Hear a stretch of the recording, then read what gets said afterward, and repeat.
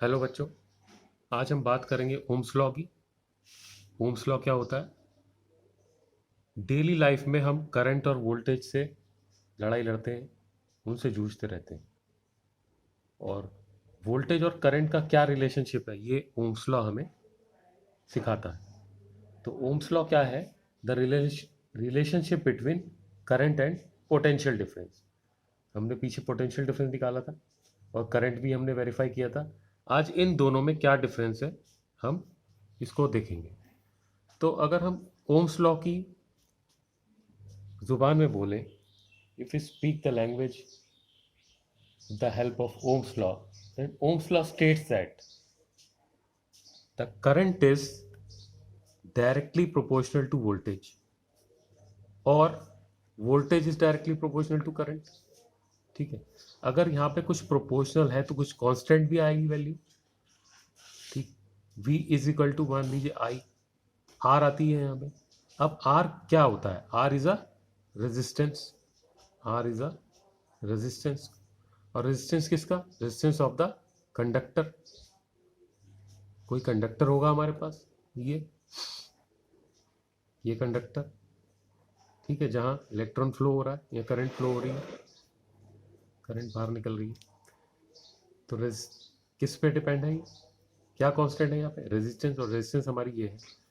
ठीक है, रेजिस्टेंस अब अगर बढ़े और घटे, दो टाइप का हो सकता है कि अगर बढ़ रही है तब क्या होगा, घट रही है तब क्या होगा, ये हम आगे डिस्कस करेंगे। बट यहाँ पे हम समझ लेते हैं ओम्स लॉ। तो V is equal to I R है। R is some constant, constant is resistance. मैं इसको करंट को क्या लिख सकता हूँ? V upon R. अब यहाँ पर आप देखेंगे, हम देखेंगे कि करंट किसके ऊपर डिपेंड कर रही है। Current is directly proportional to voltage and current is inversely proportional to resistance. क्या मतलब हुआ इसका? जितनी करंट बढ़ेगी उतनी वोल्टेज बढ़ेगी। ठीक है, ये इंक्रीज कर रहा है तो ये भी इंक्रीज कर रहा है, लेकिन ये है क्या है? इनवर्सली प्रोपोर्शनल है। अगर रेजिस्टेंस कम है तो करंट इंक्रीज हो रही है, अगर रेजिस्टेंस ज़्यादा है तो करंट, रेजिस्टेंस ज़्यादा है तो करंट कम हो रही है। तो ये इनवर्सली प्रोपोर्शनल है, एक चीज़ हमें याद रखनी है। अच्छा, दूसरा ये एक्सपेरिमेंट आपके सामने करता हूँ मैं कि करंट और वोल्टेज कैसे डायरेक्टली प्रोपोर्शनल है। देखिए, एक ग्राफ बनाता हूँ यहाँ पे मैं। ये है करंट का ग्राफ, ये वोल्टेज का। यहाँ पर करंट मैंने ले ली 1 ampere, 2 ampere, 3 ampere, 4 ampere, 5 ampere. यहाँ वोल्टेज मैंने ले ली 10 volt, 20 volt, 30 volt, 40 volt, 50 volt. ठीक है, अब अगर मैं रीडिंग लूँगा इसकी, जैसे जैसे मैं करंट को इंक्रीज़ करूँगा तो वोल्टेज अपने आप इंक्रीज़ हो जाएगी। ये 1 वोल्ट 10 वोल्ट पे आ जाएगी, 2 की 20 पे आ जाएगी, 3 की 30 पे आ जाएगी, 4 की 40 पे आ जाएगी, 5 की 50 पे आ जाएगी। ठीक है बच्चों, ये आ जाएगी हमारी। उसके बाद अगर मैं इसको एक लाइन ड्रॉ कर देता हूँ यहाँ पे, तो हम ये देखेंगे कि हमारी ये लाइन बिल्कुल इस तरह से सीधी आ रही है, कोई कर्व नहीं आ रहा है यहाँ पे। यानी करंट भी बढ़ रही है तो वोल्टेज भी हमारी बढ़ रही है। ये इस तरह से एक ग्राफ आ जाएगा। ये हम लैब में एक्सपेरिमेंट करेंगे तब हमें और क्लियर हो जाएगा। तो ये हो गया आपका, ये प्रूफ हो गया, करंट बढ़ रही है तो वोल्टेज बढ़ रही है। और एक और बात बच्चों की, ये कंडक्टर है मेरे पास, बहुत ज़रूरी बात। ठीक है, ये प्लस है, ये प्लस है, ये प्लस है, ये प्लस है, ये 10 वोल्ट है। ठीक है, यहाँ पे मैंने क्या नाम है, एक इलेक्ट्रॉन को रखा है। ये इलेक्ट्रॉन कहाँ जाएगा बच्चों? ये इलेक्ट्रॉन निगेटिव टू पॉजिटिव जाएगा, यहाँ चला गया ये। ठीक है, अब करंट की डायरेक्शन क्या होगी? करंट की डायरेक्शन होती है higher potential to lower potential. Current कैसे चलता है? हायर पोटेंशियल से लोअर पोटेंशियल में। और इलेक्ट्रॉन कैसे चल रहा है? लोअर पोटेंशियल से हायर पोटेंशियल में। यानी तो बच्चों, हमारा करंट किस डायरेक्शन में जा रहा है? करंट हमारा जा रहा है इस डायरेक्शन में, इलेक्ट्रॉन जा रहा है हमारा इस डायरेक्शन में। तो यहाँ पर आप गौर करेंगे, current flowing in opposite side as higher to lower, electron flowing in lower to higher. तो ये बात आप हमेशा याद रखिए कि जब इलेक्ट्रॉन की डायरेक्शन इस तरफ होता है लोअर टू हायर, तो करंट का डायरेक्शन हायर टू लोअर होता है। It is just opposite to the flow of electron, current flows opposite to the flow of electron. तो एक बात हमें ये याद रखनी है। अच्छा, अगर ये 10 वोल्ट है, ठीक है, और अगर मैंने इसको वोल्टेज को मान लीजिए बढ़ा दिया, यहाँ पे 0 वोल्ट है, यहाँ पे 0 वोल्ट है, ठीक है, ये प्लस है, ये प्लस है, ये प्लस है, यहाँ पे इलेक्ट्रॉन फ्लो हो रहा है, करंट इस डायरेक्शन में। तो करंट जो जाएगी यहाँ पर तो गई आई, ठीक है, यहाँ पर जाएगी 2i। तो वही मैं आपको बता रहा हूँ कि 20 में 2 हो गई और 10 में 1 हो गई। अगर ये 20 वोल्ट है तो 2i फ्लो कर रही है, और 10 वोल्ट है तो 1i फ्लो कर रही है। So this verify Ohm's law. V is या I is directly proportional to V, ठीक है। जैसे जैसे हम करंट बढ़ाते जाएंगे या वोल्टेज बढ़ाते जाएंगे, करंट हमारी अपने आप बढ़ती चली जाएगी। तो ये तो हो गया ओम्स लॉ का। अगर मैं इसको डिराइव करता हूँ तो डिराइव करना भी बहुत आसान है। वही I is directly proportional to V, right. I is directly proportional to, यहाँ V is directly proportional to I, V is equal to IR, V is equal to IR, ठीक है। V is equal to IR, R is a constant, तो I मैंने लिख दिया V upon R। तो factor involve हो गए, directly proportional to V और इनवर्सली प्रोपोर्शनल टू R। तो इट इज़ वेरी इजी। ये देखिए, I is directly proportional to V, V is directly proportional to I, एक ही बात हो गई, V is equal to IR, ठीक है। R is a constant of proportionality, I is equal to V upon R। दो फैक्टर इवॉल्व हो गए, I is directly proportional to V या I is inversely proportional to R, right. तो ये हमारा हो गया ओम्स लॉ के बारे में। अब ओम्स लॉ के बाद हम आते हैं एक कंडक्टर में, और उस कंडक्टर में क्या क्या है ये मैं आपको बताता हूँ कि क्या होगा ये।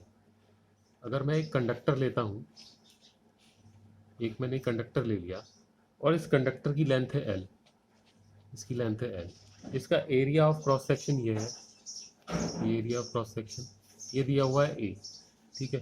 करंट ऐसे जा रही है, तो बच्चों इसका रेजिस्टेंस क्या होगा, इस कंडक्टर का कुछ रेजिस्टेंस होगा, वो क्या होगा, ठीक है।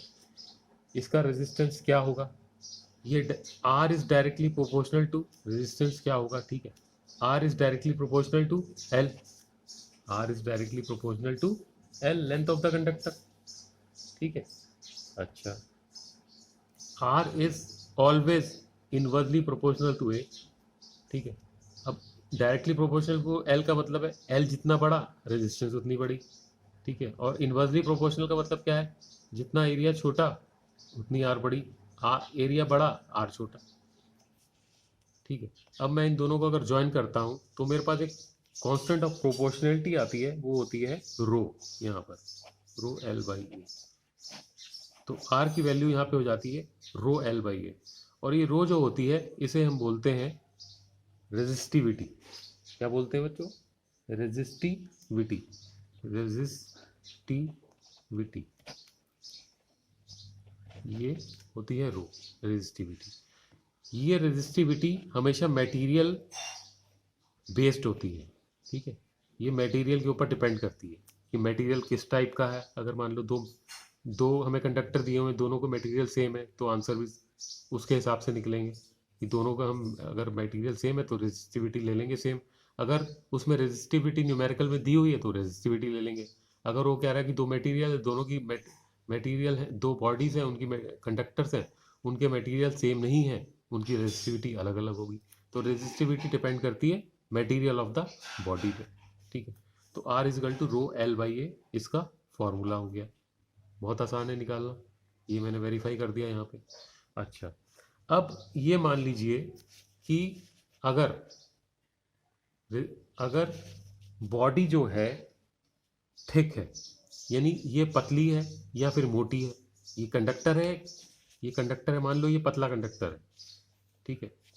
एक मोटा होगा, इससे मोटा बना के आपको दिखा दूंगा मोटा। तो if the wire is thicker, if the wire is thicker और करंट आई एंटर कर रहा है, जैसा कि यहाँ पे दिख रहा है आपको, ठीक है। If the wire is thicker, current is entering, then what about the resistance? Resistance कितना होगा इसका? एरिया ऑफ क्रॉस सेक्शन भी है। थिकर इज द वायर, ठीक है, thicker is the wire, thicker का मतलब मोटा, अगर ये मोटा है मान लो, thicker is the wire, thicker is the wire, current can go easily and resistance is less. अगर वायर थिकर है, अगर वायर थिकर है तो करंट ईजिली चली जाएगी, ठीक है, current can go easily and, but उसका रेजिस्टेंस क्या होता है? कम हो जाता है, उसका रेजिस्टेंस कम हो जाता है। मैंने आपको बताया था ना कि कम और ज़्यादा के बारे में हम आगे बात करेंगे, तो उसी के बारे में बात कर रहा हूँ। अगर वायर थिकर है तो उसका रेजिस्टेंस क्या हो जाता है? कम, और करंट पहुंच जाती है easily, current can go easily. अगर कंडक्टर थिनर है, थिनर बना के दिखा देता हूं मैं आपको, ये देखिए थिनर बन गया, पतला, ये थिनर बन गया, ये करंट एंटर कर रही है। अगर वायर थिनर है या कंडक्टर थिनर है तो current can not travel easily, current यहाँ पर इजली ट्रेवल नहीं कर सकती क्योंकि इसका रेजिस्टेंस हो जाता है हाई, इसका रेजिस्टेंस हो जाता है हाई, ठीक है। इसका मैं आपको एक एग्जांपल देता हूँ। मान लीजिए एक रेजिस्टेंस है मेरे पास, हाँ एक चीज़ और मैं आपको यहाँ बताना भूल गया कि रेजिस्टेंस की जो वैल्यू होती है हम लेते हैं ओम में, इसकी जो ऐसे यूनिट है वो होती है ओम, ठीक है, इसकी यूनिट होती है ओम, रेजिस्टेंस की यूनिट होती है ओम्स। जैसे हमने ओम्स लॉ में किया था डिराइव, तो इसकी जो यूनिट होती है रेजिस्टेंस की वो होती है ओम्स, ठीक। चलिए यहाँ पे आते हैं दोबारा।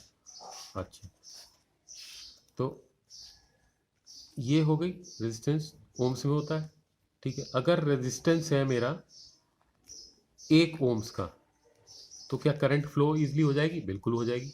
अगर मेरा रेजिस्टेंस है 24K का, किलो ओम का, तो मेरी करंट यहाँ इजीली पास नहीं होगी क्योंकि ये बन गया आपका, क्या बन गया ये?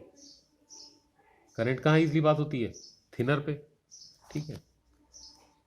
कहाँ इजीली पास नहीं होती करंट भाई? Thicker is the wire, current can go easily and hence resistance is less, but thinner is the wire, current can not travel easily because it resistance is more, ठीक है। तो यहाँ पर resistance ज़्यादा है, करंट पास इजीली होगी नहीं, ठीक है। यहाँ पे करंट ट्रेवल इजीली होगी नहीं, इस बात को समझना है हमें, ठीक है। तो रेजिस्टेंस जहाँ पे ज़्यादा हो, रेजिस्टेंस जहाँ पे ज़्यादा हो वो वायर होती है थिनर, पतली वायर होती है, ठीक है। तो ये बातें हमें याद रखनी है। अच्छा, अब इसकी निकाल लेते हैं, क्या निकालें? इसकी निकाल लेते हैं यूनिट, इसकी यूनिट भाई R इज इक्वल टू क्या होता है? R इज इक्वल टू क्या होता है? रो L अपॉन ए, ठीक है। रेजिस्टिविटी क्या हो गई हमारी? R multiply by A upon L is equal to rho, ये हो गई हमारी, इसको हम बोलते हैं रेजिस्टिविटी, ठीक है। अच्छा, अब ये रेजिस्टिविटी है तो इसका कुछ यूनिट होगी, इसकी कुछ यूनिट होगी, ठीक है। तो यूनिट क्या होगी इसकी? मान लीजिए R क्या होता है ओम में, ये क्या है? Area, area of cross section क्या होता है मीटर स्क्वायर में, L क्या होती है? लेंथ, लेंथ क्या होती है मीटर में, ठीक है। 1 मीटर से मीटर कट गया तो यूनिट क्या आ गई इसकी? रेजिस्टिविटी की, ओम मीटर, ये इसकी यूनिट आ गई। बहुत आसान, कितना आसान हो गया ये।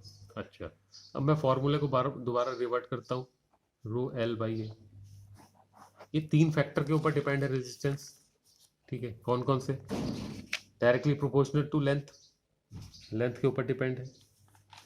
Inversely proportional to area of the conductor, उसके उस पर डिपेंड है। मटेरियल ऑफ द कंडक्टर पे डिपेंड है रेजिस्टेंस। और एक और फैक्टर आता है टेम्परेचर, ये टेम्परेचर के ऊपर भी डिपेंड है, ठीक। तो आज हमने समझा रेजिस्टेंस, रेजिस्टिविटी रेजिस्टेंस समझा, रेजिस्टिविटी समझी, ओम्स लॉ समझा।